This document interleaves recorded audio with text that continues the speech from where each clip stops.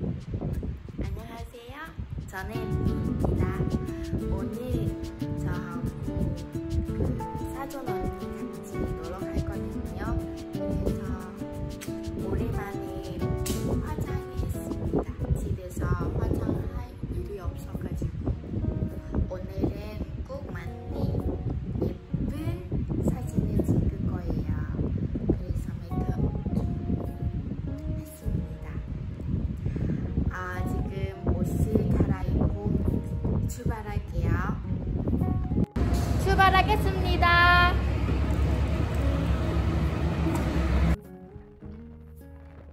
네, 희가 지금 산업도로를 달리고 있죠. 여기 보시게 되면 희의 집도 바로 도로 바로 옆에 있는 경우가 많이 있는데요. 그러면 그 도로를 넘어서 집들이 많이 있느냐? 그렇지 않은 경우가 많더라고요. 베트남 같은 경우는 제가 후에 가는 길이랑 호이안 가는 길 또는 호이안 밑에 가는 길을 이렇게 가다 보면은 대부분의 마을이 이렇게 도로 옆에 집이 쭉 붙어 있는 경우가 많이 있습니다. 우리나라처럼 도로 안쪽으로 이렇게 들어와서 마을이 형성되어 있는 경우도 있지만은 대부분의 시골의 집들은 이렇게 도로 옆에 바짝 붙어 있습니다. 우리 같으면은 이렇게 도로 옆에 바로 있으면 소음 때문에 상당히 불편할 것이다 라고 생각을 하는 경우가 많이 있는데요. 베트남은 조금 소음에 대해서 무리인 경우가 많이 있습니다. 이렇게 기찻길 바로 옆, 찻길 바로 옆에 집들을 나란히 짓는 걸 보게 되면은 본인들도 좀 시끄러운 걸 알 텐데 우리나라 사람들보다는 약간 더 무뎌져 있는 경우를 볼 수가 있습니다. 그리고 여기에 차들이 많이 다닙니다. 베트남이 고속도로가 되어 있는 곳은 하노이 근처나 또는 호치민 근처에는 고속도로가 있다고 들었습니다. 그런데 이렇게 지방도 같은 경우는 여기를 따라서 거의 큰 트럭들도 지금 보이시죠? 근데 트레일러도 가게 됩니다. 낮에는 이 큰 차량들이 빨리 달리지 않지만은 밤에는 이 차량들이 너무 빨리 달려서 밤에는 정말 운전을 조심하고 큰 사고도 나기 때문에 조심을 많이 해야 된다라고 합니다. 네, 지금 시골 마을 길을 지나가고 있는데요. 잘 보시게 되면 이런 시골 마을의 집에는 담이 되어 있지 않는 곳도 있고 담이 되어 있다라고 하더라도 사람 키보다 낮은 담을 만들어 놓은 경우가 많이 있습니다. 그리고 안이 훤히 들여다 보이고요. 그리고 대부분이 철장으로 이렇게 경계만 되어 있는 경우도 많이 있습니다. 도시와는 많이 대조를 이룹니다. 베트남 도시 같은 경우는 거의 안쪽으로 밤에는 들어갈 수 없도록 셔터 문이 되어 있거나 아니면 철창 문을 꼭꼭 걸어 잠그는 경우가 많은데요. 도시에는 좀도둑이 좀 있다는 거고 시골에는 이런 좀도둑도 잘 없기 때문에 이런 집의 담의 구조나 집의 잠금 상태가 이렇게 되어 있는 것 같습니다. 베트남의 시골은 대부분이 농가 소득이 적습니다. 거의 돈을 많이 만지지 못한다고 보면 됩니다. 그래서 이제 젊은 사람들은 도시로 가서 일을 하는 경우가 상당히 많이 있다고 들었습니다. 친구 집에 도착했습니다. 오늘 우리 여자 4명 같이 갈 거예요.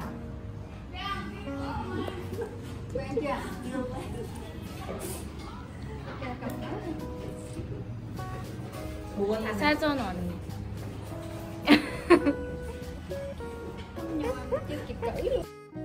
네, 지금 보이는 곳이 시골 마을입니다. 시골 마을의 풍경이 대부분 다 좀 비슷한 것 같습니다. 여기 중부 지방을 제가 다닌 곳은 조금 비슷한 풍경을 보여줍니다.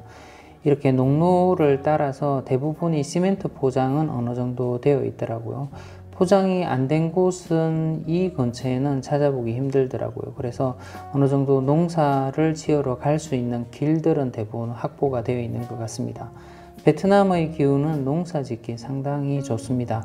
강수량이 우리나라보다는 확실히 많은 걸 느낍니다. 비가 조금 자주 오고 양도 많이 내리는 것 같습니다. 그리고 기후도 지금 중부지방 같은 경우는 겨울에 18도 정도까지 떨어지기 때문에 18도까지도 안 내려갈 때도 많이 있습니다. 지금 희가 가고 있는 곳은 땀기라는 곳 근처인데요. 이게 호이안이 다낭보다 밑에 있습니다. 호이안보다 좀 더 밑에 1시간 정도 가게 되면 이런 땀기라는 곳이 나오기 때문에 그 근처의 시골 마을입니다.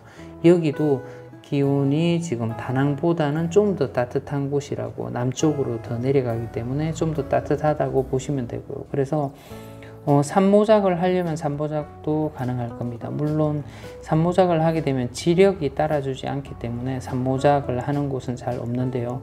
그런데 2번 정도, 이모작은 쌀농사 2번은 쉽게 이렇게 짓는 곳이 베트남이라고 합니다. 어딜 가나 이렇게 낮은 산들, 우리나라 산과 비슷한 데를 볼 수 있는 게 베트남입니다. Người ai? 5 giờ được ha. Thôi 5 khoảng 5 rưỡi đi.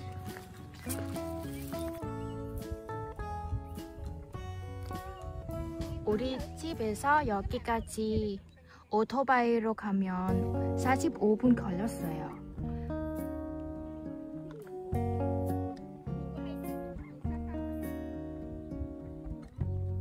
멀리 떠나갈 필요 없고 우리 교양에 바로 이런 예쁜 곳이 있네요. 아마 여기 좀 오래 걸릴 거예요. 여자들 사진을 찍는 시간이 많이 필요합니다.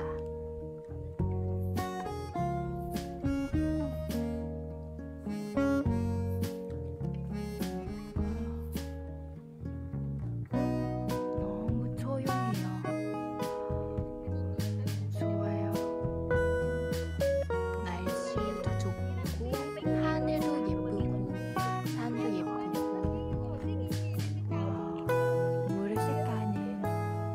물 색깔은 바로 녹색이네요. 제가 좋아하는 색깔.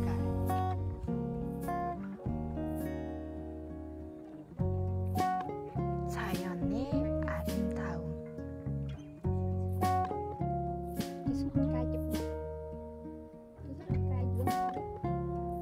러레보.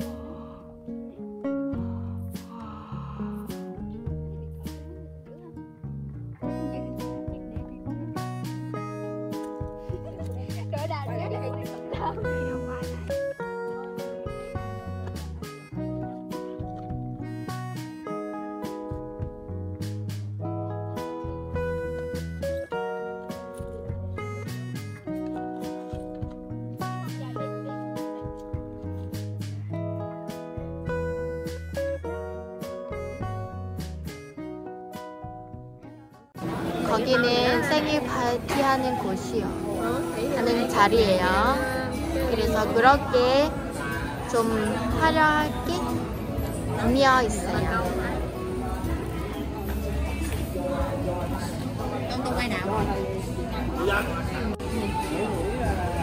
이거는 조개입니다.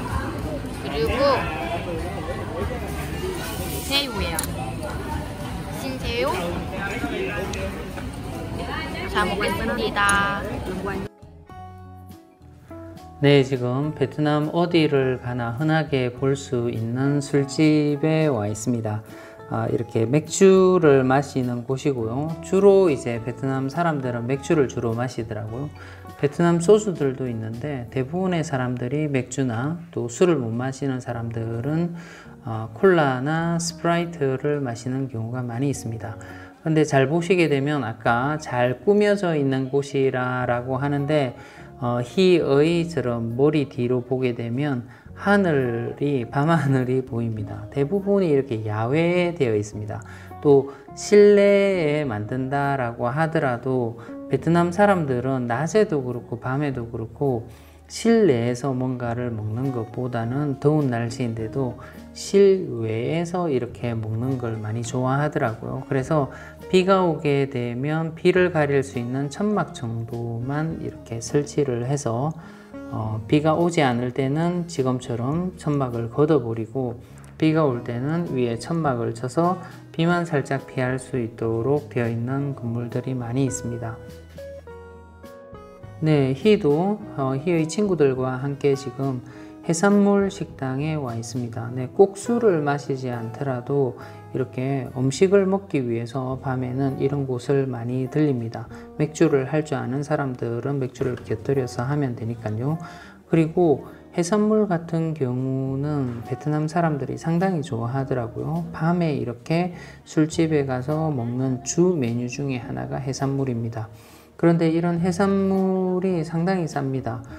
물론 우리나라에서 이렇게 먹을 수 있는 큰 게나 또는 이렇게 가재 요리 이런 부분들은 이 나라에 잘 나지 않는 것 같습니다. 여기서도 이제 러시아로부터 수입하는 경우가 많아서 비싼데요. 그런데 베트남에서 나는 해산물, 조그만한 조개류라든지 새우나 이런 부분들은 상당히 저렴한 곳이 많습니다. 물론 이제 그 가게가 어디에 위치해 있는가에 따라서 가격은 조금씩 달라지게 되지만 다낭 기준으로 말씀을 드리면요, 아주 좋은 위치가 아니게 되면 이 음식의 가격이 하나 단품의 가격이 5만 동, 6만 동 하는 경우가 많이 있습니다. 그러면 한국 가격으로 어떻게 되냐면 2,500원, 3,000원 정도가 메뉴 한 개의 가격이라고 보시면 됩니다.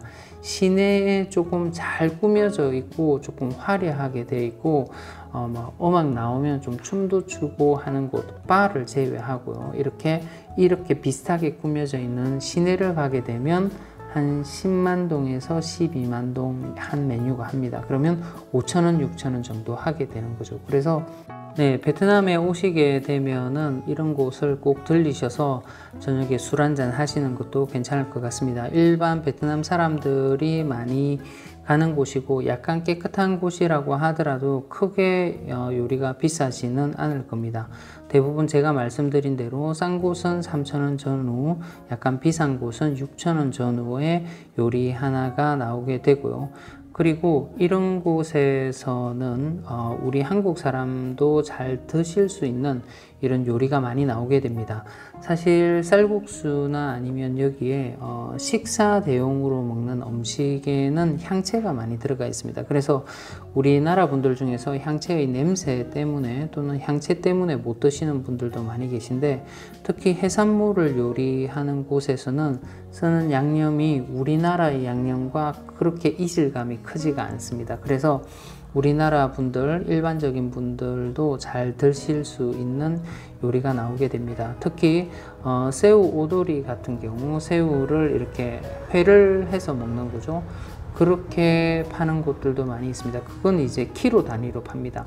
한 두 분이 가신다라고 하게 되면 한 반 킬로 정도만 드시더라도 충분히 드실 수 있고요. 4명 정도 간다 그러면 한 1킬로 정도 주문을 하게 됩니다. 키로 단위로 주문을 하는 곳도 이렇게 가격이 얼마다 그때그때 시세에 따라서 적어놨기 때문에 확인을 잘 하시게 되면 그렇게 비싸지 않게 새우 오돌이도 드실 수가 있습니다.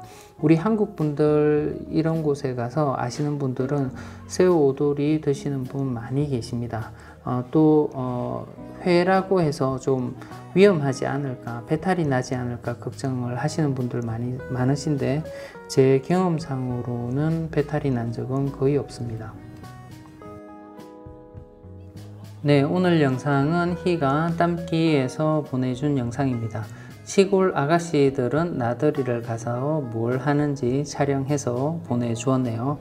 희는 아직까지는 다낭에 올 수가 없습니다. 격리 없이 올 수 있을 때 그때 다낭으로 오겠다라고 합니다. 그동안에는 이렇게 친구들과 또는 주위 사람들과 찍은 영상을 보내주면 제가 편집을 해서 보내드리도록 하겠습니다. 오늘은 말없는 영상이 많아서 제가 더빙을 조금 했습니다. 오늘도 저희 영상을 시청해 주셔서 대단히 감사합니다.